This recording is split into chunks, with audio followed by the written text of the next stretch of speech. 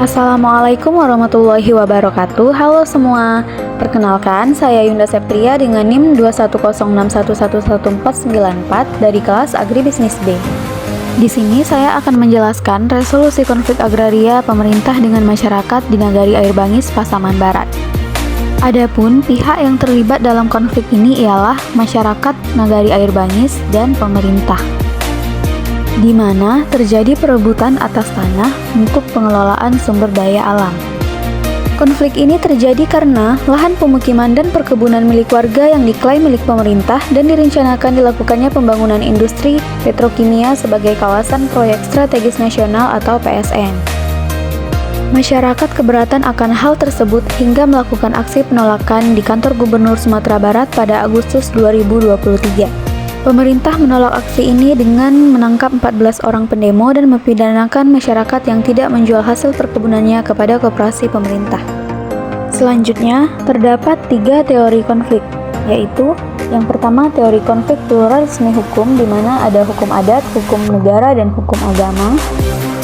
Yang kedua, teori kebijakan publik, yang pada konflik ini, pemerintah melakukan perencanaan proyek strategis nasional, yaitu industri petrokimia.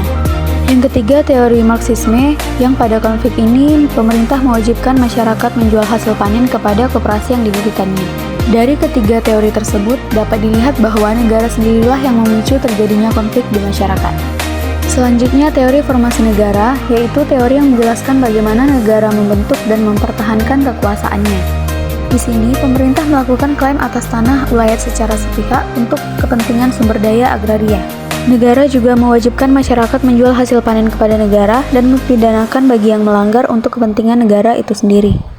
Selanjutnya, terdapat intervensi negara yang dilakukan oleh pemerintah.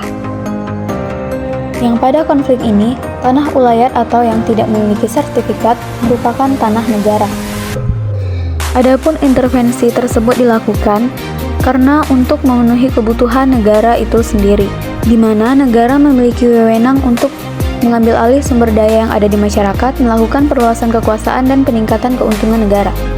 Adapun milestone negara pada konflik ini, yang pertama, tercabutnya hak masyarakat untuk kepentingan umum, yang kedua, tanah ulayat yang tidak bersertifikat termasuk tanah negara, dan yang ketiga, negara berkomitmen untuk penyelesaian jalur damai. Dalam konflik, terdapat 5 konsep pencegahan resistensi konflik, yaitu negosiasi dengan pihak kepolisian dan pemerintah kabupaten, dan mediasi antara masyarakat dan pemerintah melalui walhi sebagai mediator. Yang kedua, pemilihan hubungan, yaitu dilakukannya pencarian fakta netral untuk dapat diterima oleh kedua belah pihak. Yang ketiga, reformasi kebijakan, yaitu membuat kebijakan baru yang menguntungkan kedua belah pihak. Yang keempat, penegakan hukum tanpa diskriminasi, yaitu secara adil, tanpa kekerasan, pemaksaan, serta kesewenangan oleh pihak yang berkuasa. Yang kelima, pemberdayaan kelompok rentan dengan melakukan komunikasi untuk pencarian fakta netral atas kepemilikan tanah.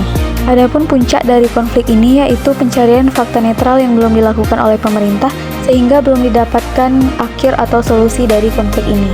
Cukup sekian video kali ini, terima kasih. Wassalamualaikum warahmatullahi wabarakatuh.